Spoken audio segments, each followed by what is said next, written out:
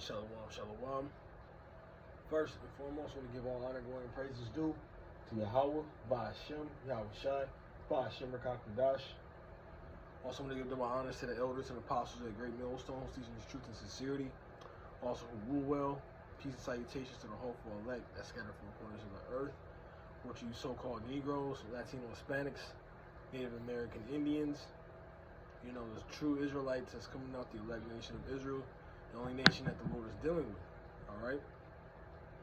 So this lesson I wanted to touch on, you know, just hearkening on, you know, past videos from, you know, the like the Sakari, for example, you know, the Apostle Paul,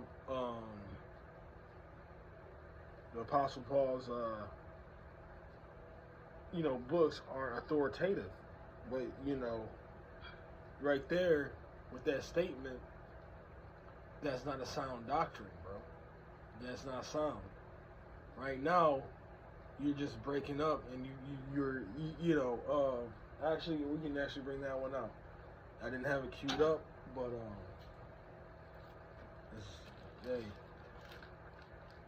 it's going through the spirit. I'm just gonna grab this Isaiah 28:7, and it reads, "But they also have erred through wine and through strong drink, are out the way of the priests and prophets have erred through strong drink. They are swallowed up of wine. They are out of the way through strong drink. They are in vision. They stumble in judgment." And that's, you know, those other philosophies, man. Here you a prophet, you got a congregation, but you're saying something that's contrary to the scriptures, bro. We're going to get into deeper.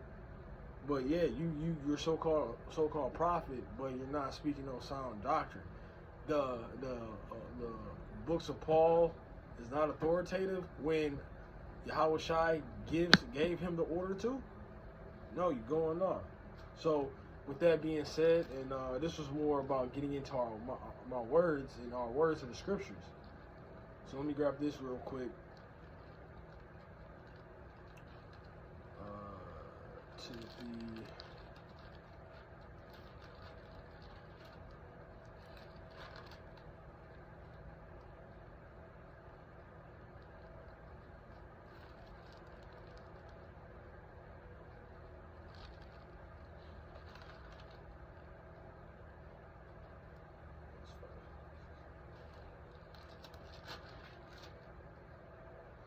It's 1 Timothy 3:16. All scriptures is given. Let me start that over. It says all scriptures is given by inspiration of Yahweh, and is profitable for doctrine, for reproof, for correction, for instruction in righteousness. So you just can't pick and choose, you know, because if you discredit any books of Paul, then you discredited Timothy. You discrediting Titus, and that's not, then those books shouldn't even be there, man. But no, the book is already perfect, and you taken away from the book, man. Revelations 22 and is it 18 or 19? Let's grab it real quick.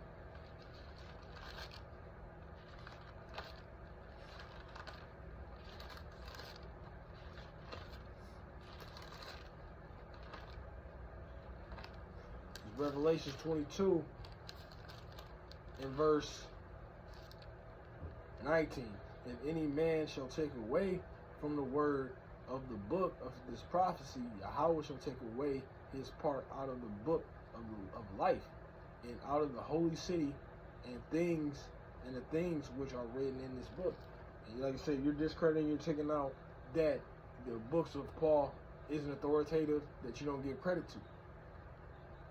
All right, now you didn't literally take it out, but you're not paying no homage or respect to it, because guess who gave, like I stated earlier, Yahweh Shai gave Apostle Paul the authority. Okay, he was right under Yahweh Shai.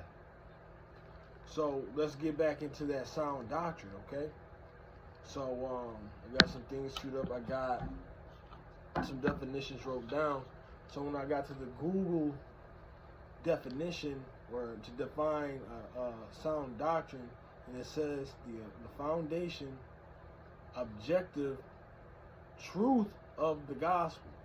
So we know in the scriptures, everything in it is true, man. From Genesis all the way to Revelation, everything is true. It's gonna come. It's gonna either, and even in prophetical. So things are going to come to pass, and you fulfilling. Honestly, you also fulfilling prophecy too. All right, Jeremiah 14:14, Matthew 24:11. All right, so on and so forth. But how our elders and apostles break things down, it makes more sense.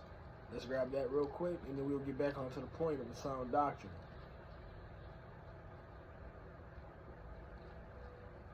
This is Ezekiel 33 in verse 33. And it says, and when this cometh to pass, lo, it will come, then shall they know that a prophet hath been among them. And then when I see how the elders and apostles, from Elder Apostle Tahar, Elder Apostle Bar, Elder Apostle Ramlab, Elder Apostle Rakah, everything that they do and how they conduct themselves is going off experience, but everything that they're saying is coming to pass. And they're not putting themselves on high. They're just servants. They're just doing what the Lord required them to do. You know, it's basically more understand. You can understand the scriptures once you let them teach you, like the teach you how to break them down.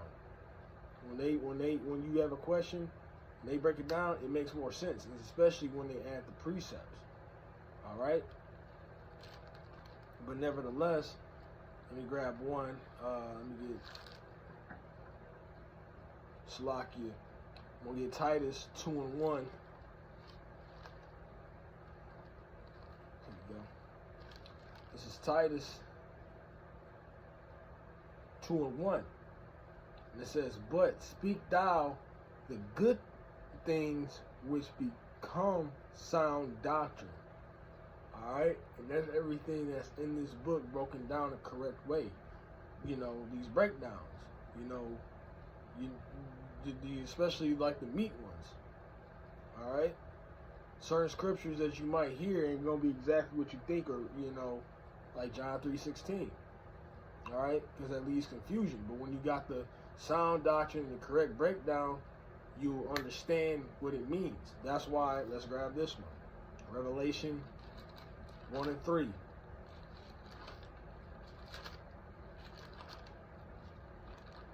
Revelation 1:3 says, blessed he that readeth and that hear the words of the prophecy, and keep those things which are written therein, for the time is at hand. And it says, blessed he that readeth.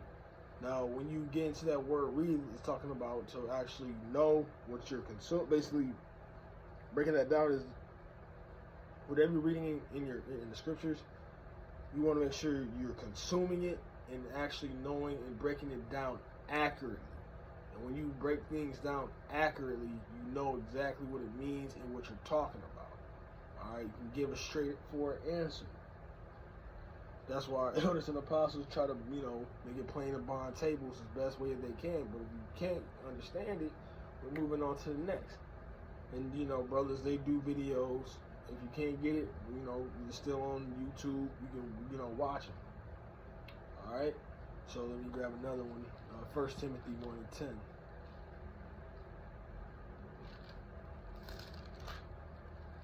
Whoops. No, yeah.